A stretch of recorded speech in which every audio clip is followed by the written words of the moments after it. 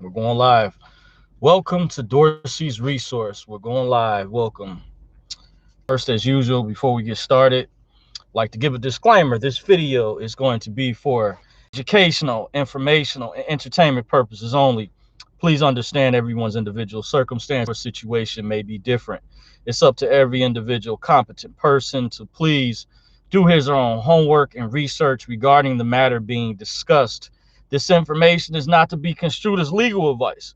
In the event you feel you need to seek a competent professional, it is encouraged you do so at one's own leisure. Dorsey's Resource Channel is not liable or responsible for anyone's misuse of the information being presented. With that being said, please keep in mind everyone is responsible for their own commercial affairs. Please govern yourselves accordingly. All rights are reserved. Now, the topic of this video, I have some notes, is going to be Zimbabwe update, old intel tied to other currencies plus Q&A, uh, I believe, something like that. I had to write out. The reason I'm doing this updated video, there was a few things I forgot to go over in the previous video in regards to an email that I received not too many days ago. By the way, some critical things I said I might as well just go over this information. It's a reason why I haven't talked about the Zim. I really haven't done videos too often on the dinar. There is a connection to the other currencies, by the way, and that's reasons why I mentioned that. The update, to get right into the meat and potatoes, the I heard, this is alleged, some people don't believe in the 800 numbers when this goes down. I've heard there's a tier system, by the way. There's a tier system, you guys know, that's like a pecking order. Allegedly, I've heard rumors in the past that some people, VIPs, very important people, were like on tier 3, way ahead, were able to exchange. People that had like private banking or wealth management accounts, I've touched on some of those things a long time ago. I've given some hints, mentioned those things. There were like, I'm assuming, and I heard from listening to other conference calls, which names I won't say, that many years ago, people who purchased currencies, let's say from banks such as Wells Fargo, Bank of America, Chase, Fifth Third Bank, these are banks that I know for a fact at one time sold the Iraqi dinar. By the way, I definitely know, I can tell you for sure, Chase, Fifth Third, and now Wells Fargo and Bank of America I've heard, but I've got confirmation from people that I knew years ago that spoke to me privately that have been invested or in this in a long time. Now, I can't say, I don't know whether or not, if some people years ago signed NDAs. From what I understand, I plan on touching on this in this video. There's a public side and then there's a private side to things, by the way, so you guys can get the gist, because I guess I have a lot of newbies. Thank you for new subscribers, those who may have been interested, who might have watched the video of Currency 365, may have shared. Big shout out to the brother. And I see some new subbies over here, and I just want to give you guys better clarification that it's important to stay abreast of the conference calls, even if you're like, say you're on the fence about this, or whether or not that it's going to happen. I know it's taken a while, taken a long time. I'm here to give you encouragement, provide support, hopefully let you know there is, I know the information is vague. Some of you all have mentioned to me, Dorsey, where can I get intel at? Seems like some people, as I touched on this in the previous video, that some seems like it appears to be a scam, and I've touched on that, the legitimate side versus people doing things that they're not supposed to do. By the way, I talk about the legitimate stuff, but I have did touch on in the previous video, you can watch. So to get into it, if you believe the 800 numbers I allegedly heard, if you keep up with the intel, allegedly are supposed to direct you to the private exchange centers, by the way, from what I hear. And I've heard this from a long time ago from several different conference calls, at least two big calls. So you can take it how you want it. I encourage people, like in my disclaimer, do your own homework, make your own assessment, by the way, and you have to come to your own conclusions with that. But I can I can try to help provide as much insight as possible. But at the end of the day, everyone has to make their own competent decision on what they're going to do, what they're going to decide to do. And please keep in mind, in many cases, if you bought it from official exchange dealer that is licensed by the Treasury or Securities, a lot of times you can sell the currency back. You may take a hit, like say if you bought purchased $100 worth of dinar, you may be able to get $80, $70 back. There was an online currency dealer some years ago I mentioned in a previous video. I had sold some currency back to because I got tired of waiting at the time. This was some years back.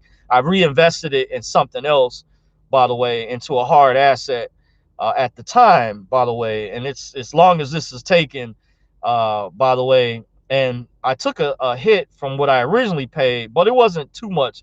But there was a rate that still fluctuates before it allegedly goes public, where the rate drastically increases, similar to Bitcoin, how Bitcoin used to be several couple dollars at one time before, where it's climbed, reached highs all the way up over 60,000, now over 46 or 47,000, whatever it's at right now, by the way.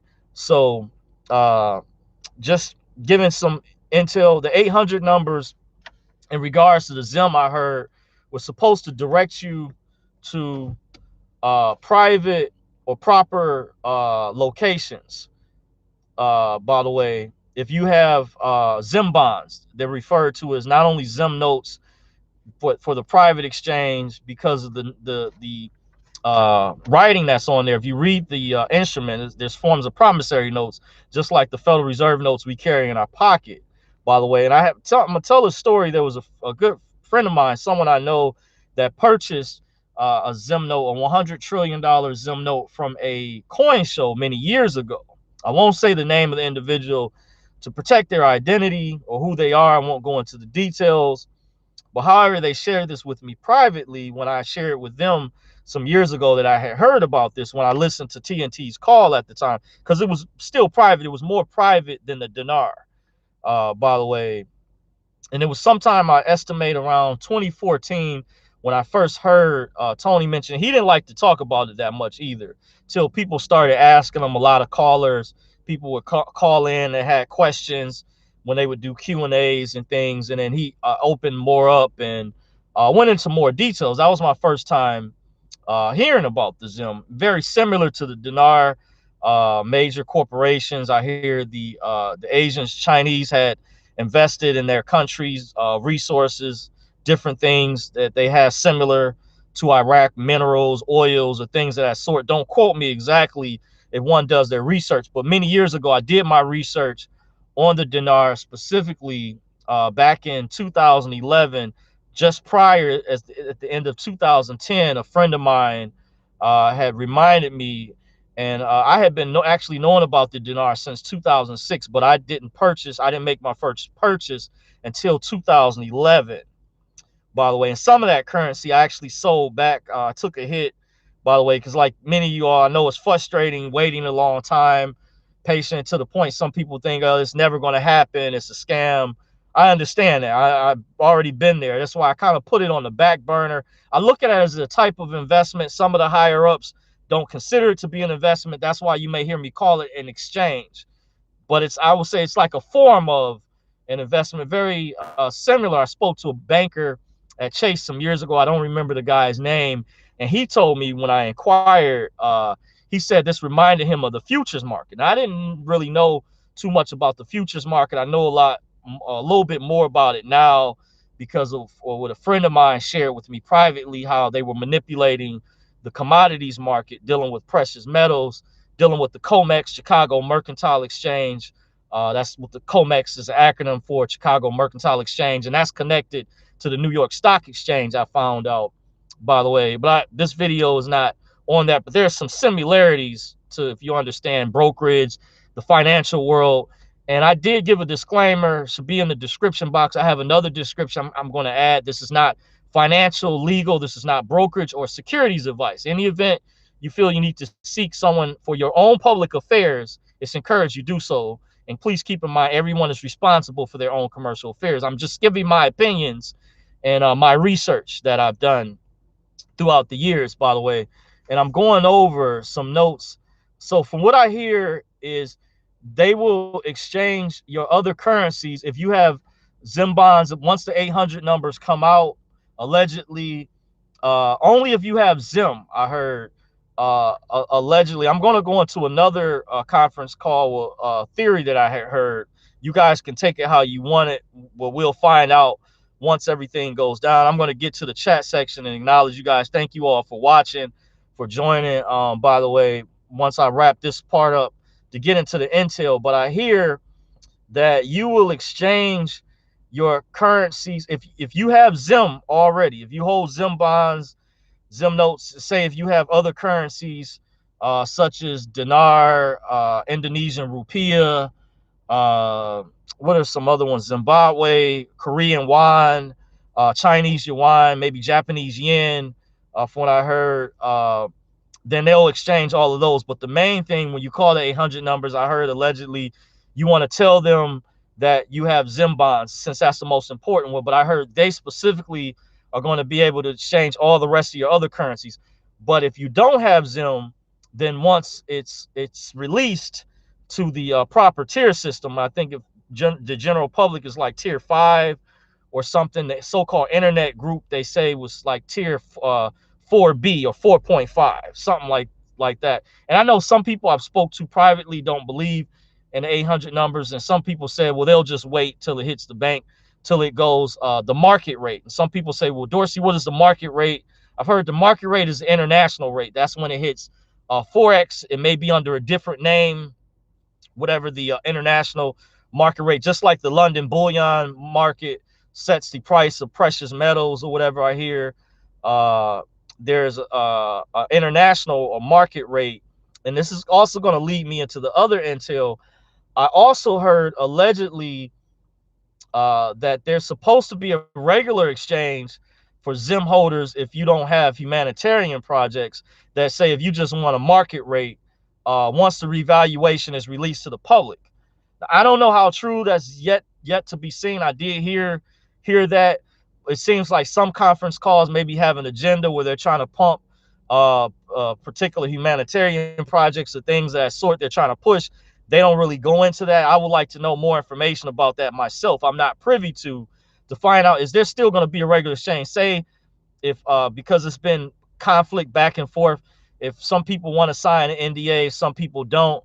I heard that that they've decided, the higher ups, that they want to make people, even if you don't want to take special contract rates, but I heard that if you just want to exchange at the international rate for the Zim, once you get, we're going supposed to get a different rate for our country, based on, you know, how other countries are pegged against each other.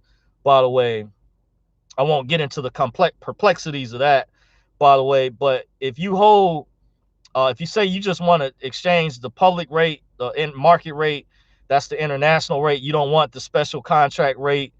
And some people say that, well, one particular conference call I was listening to, you should be able to do that once it's released. Now, when is it going to be released? I don't know.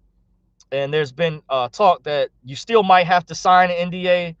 I don't know. Even it may be lighter. I did hear if you do hold, if you're doing a private exchange, that you're going to have to sign one if you're taking a higher amount, or if you're going to the exchange location, allegedly. Now, I don't know anybody that has already, in case you guys are wondering. Just on a side note, that I've heard rumors out there from listening to different conference calls that are public, by the way. I'm just saying, because I was part of something some years ago. We weren't officially told, you know, if it was connected to anything like this or whatever or whatnot. There was questions were brought up by certain members at the time. However, it was not clarification given specifically. I have to go into this because it seems like a lot of this private sector stuff is very vague. I understand you guys' frustration, so I'm here to kind of shine a light to provide the best insight that I can, by the way, as much as possible. So once again, I heard it's allegedly uh, being put out there that if you go for a regular exchange, once the international market rate goes public, that if you do hold Zim, once the revaluation is released to the public, similar to the other currencies like the Indonesian rupiah, Chinese yuan, Vietnamese dong, Korean won, etc., that there's supposed to be a market rate for the ZIM, where you might have to sign a light NDA or you might not have to sign one at all. I don't know. But I did hear, once again, if you are holding ZIM and the 800 numbers, once they come out, allegedly, because I don't know, I'm just relaying what I hear out there, like a third party intel, that if you have ZIM bonds and you call, once the 800 numbers come out through SafeLink or whatever, however that's supposed to work, by the way, then you let them know that not only do you have ZIM bonds, but you let them know you have other currency and they'll exchange all that together. But I hear allegedly you're going to be required to sign an NDA. That's what I hear allegedly. Um, so just putting it out there. I thought that was important. I didn't go over that in the previous video. I was stressed for time because you guys already know where I'm at. To get to, let me see some other parts of the note before I wrap things up. By the way, I am on a time restraint. I also heard previously they set a cap to each 100 trillion note. By the way, and this may be for the exchange centers. From what I heard, allegedly, if you believe in them, when you call the 800 number, because I'm assuming over time, once people found out, the those $100 trillion notes, for example, they used to be cheaper years ago. Once again, I told the story just now. I know someone personally that told me many years ago they purchased a $100 trillion ZIM note, and I think they told me they paid around $4 at the time at a coin show. I remember one lady mentioned, this was public information some years ago. She mentioned some of the dealers online that used to sell them. Remember, there was different websites, different currency dealers. By the way, other than eBay out there, that she paid $7 at one time. Then once people jumped on a bandwagon and felt they put trust in this type of investment or exchange, then the dealer started to charge more, started to increase. By the way, I've also heard allegedly there are some official, and haven't really gone into this in the past, but I've heard years ago, I kept this private, there were brick and mortar locations other than banks separately that dealt with foreign currency that sell. One of them I was informed not too long ago that allegedly sells them, that sell like practically all the foreign currencies you can think of. And I was told in the state that I'm in, I won't go into the details of that location, who they were. That was just what was shared with me privately. But I had already known there were several other brick and mortar locations in a different particular suburb versus the other location I was told about not too long ago. And that person mentioned that to me a while ago too. I can remember when they informed me. If people are wondering about some of the legitimacy behind, and I remember I spoke to a someone, I would say a broker dealer that worked at a currency exchange location that stopped selling the dinar back in 2014. I won't say his name. I still remember his full name, by the way. And at the time, he explained to me, gave me an idea when I asked him privately, very briefly, by the way. And people used to come up there and would exchange their euros. People before they were about to go out or leave the country, or whatever. I would notice people online would ask, we're holding euros a lot, and some people held euros like as forms of investment, because generally I think the euro, I know the Great British Pound is generally worth more than the U.S. dollar. Kind of like years ago, for many years, the U.S. dollar was worth a lot more than the Canadian dollar. By the way, well, I know consistently the Great British Pound is consistently worth more than the U.S. dollar when you peg the currencies against, one another, to give you an idea. So let me go see if that's everything. I'm going to get to the comment section. Matter of fact, I'm going to jump in the comments to acknowledge you guys. Steve Stein says, good evening, Dorsey. Appreciate you, Steve. Thank you for joining. Lynn Hopper says, thank you, my brother. Appreciate you, Lynn. Thank you for joining. Multi Haystack says, hey, Dorsey. Appreciate you joining. Multi Haystack says, I have a Zim note. I've been waiting over 2 years on the 800 numbers. Oh, cool. That's nice. I've been waiting since 2014. Officially, it's been about definitely about 7 years. You know, by the way, since I got involved, I'll just leave it at that. So it's been quite a while for me. Nabar exists as peace, black man. Thank you for joining. Appreciate you all for joining. Those who are up late, those who continue to subscribe. If you can, don't forget to hit the thumbs up button. Don't forget to subscribe if you haven't. By the way, subscribe to the channel, hit the notification bell. By the way, but I felt this update was important. So I told that story about the guy who purchased a Zim note at a coin show years ago. It was like $4, he told me, but it wasn't that much. It was really cheap compared to some of those $100 trillion Zim notes. Some dealers I heard were selling up to almost $200. Easily, it went from like 70 just for one $100 trillion Zim note. By the way, once people, you know, the stampede of people jump on the bandwagon.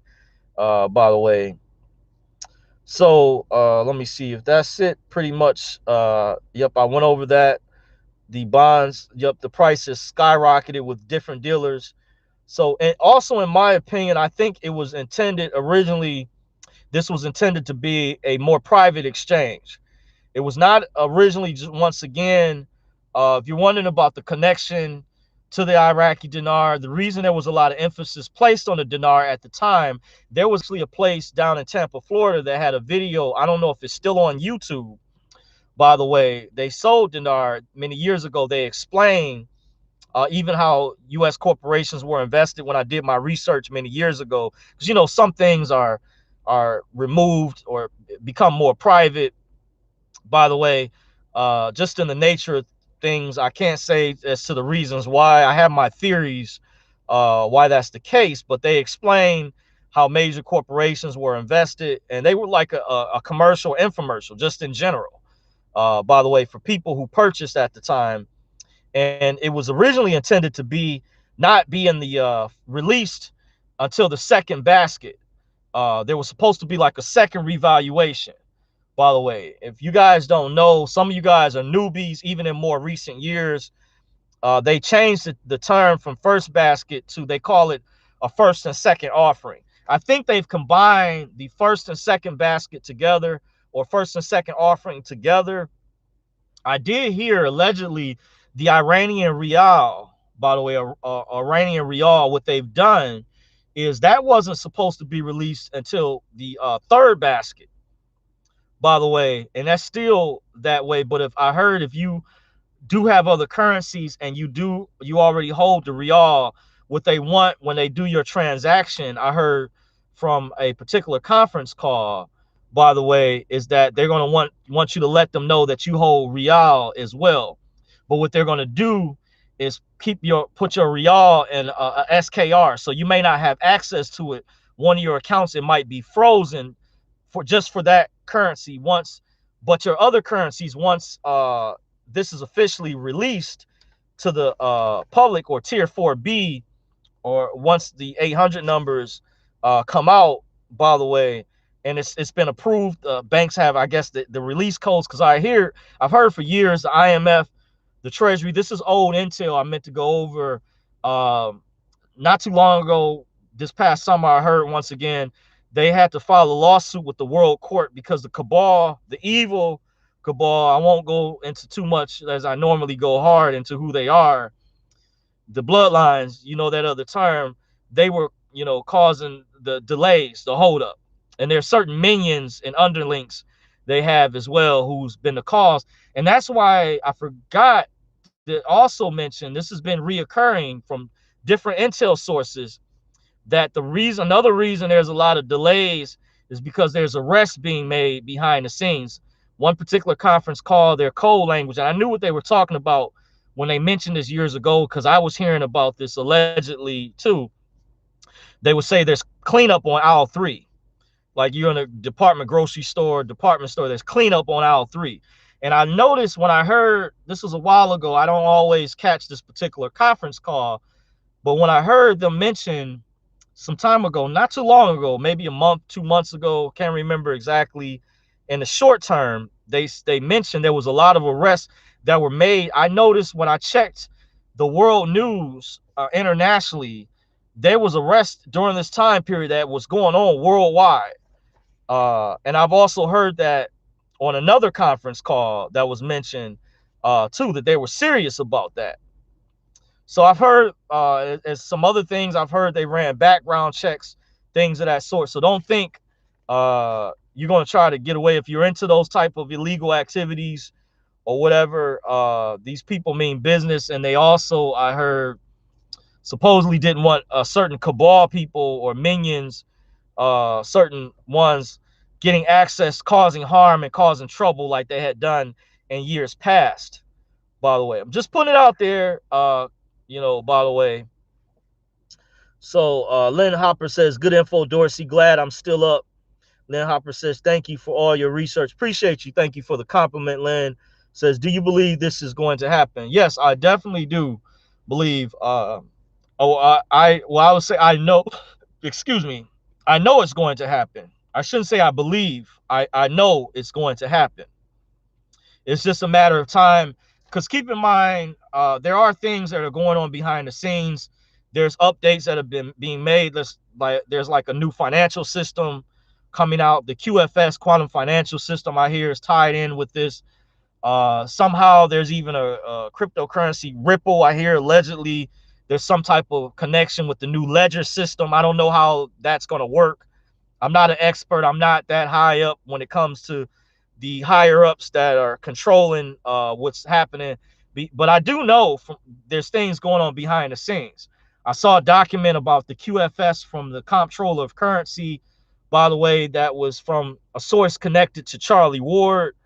By the way, other intel providers overseas that talk to people over here, I guess, that are connected. So yeah, I know it's in a process. I hear some explain it's in the process of unfolding. However, when it comes to being able to, let's say, call the 800 numbers or step foot, they haven't given maybe full approval or the release codes. I heard certain bankers were even frustrated. Like, they're like, come on, make this happen. We're tired of being told to come in, do this XYZ. But once again, as I just previously mentioned, I heard there's cleanup going on aisle 3, and they're trying to get as much as possible. And then ultimately the powers that be, the one friend of mine calls them the good cabal. They're ultimately in control of this. They're going to decide what happens at the end of the day. So appreciate you all for joining me. Didn't plan to be before you that long. Steve Stein says more time, more arrest of the deep state. Yes, I hope that is the case. By the way, in that regard, I do know that they are going on, but are they going after? Are they really getting the bad actors, the people, the minions, the gatekeepers, the high up ones that are causing most of the trouble? So it remains to be seen. Keep the faith. The marathon will continue. Real legends never die. They live in our hearts forever. If you want to follow me on social media, should be in the description box. After this video uploads, I'll have to pull my copy and paste because I noticed I have to update my info wasn't coming in the description box. Some of the settings I was playing around with, I did give a brief description and their brief disclaimer, so I should copy and paste everything over. But if you guys want to follow me, always keep in mind, if it's not immediately in the description box after the video uploads, you can go to my previous videos, look in the description box. I'm on Facebook, I'm on Twitter, I'm on Parler, I'm on minds.com, at Dorsey's Resource. By the way, just to give you guys a heads up, Instagram is like my more liberal side. Parler is my more conservative side. I'm balanced. By the way, I lean more to the right as far as politically. Personally, I'm not a registered voter, have not been since 2004. But I do admit I lean more to the right. But my social media is out there, who I am. Like I said, to reiterate, if you guys want to follow me, my Twitter handles should be at Dorsey's Resource. I'm on the gram, should be in the description box. Check the previous videos under the description box below the video. Just going over the basics because some people still don't know this. They're newbies. By the way, I'm on Parler. By the way, Parler was back up even after it went down. It's been back up for a minute, going strong. They got their own servers now, so you shouldn't have to worry about the shenanigans. I am on Telegram and WhatsApp. I'm not as active on there. By the way, just to give you a heads up, other ways. And also, in terms of contacting me privately, I have rules in regards to that, where my prices, what my fees are, serious inquiries only. Same should be in the description box. Always check the description. If you want to know more information, send me an email. Just give a brief explanation. What would you like consultation about? Is there something that piqued your curiosity? If there's something that you want to know, I'm not soliciting. Just I've had requests from numerous people that wanted to contact me. Should be in the description box. So with that being said, I'm your host, John Dorsey, doing business as a legal entity. You know, the Nlingus, by the way. Real legends never die. Once again, the marathon will continue. Appreciate you all joining me. Till next time, you all take care. Have a blessed, wonderful night. And deuces. Peace.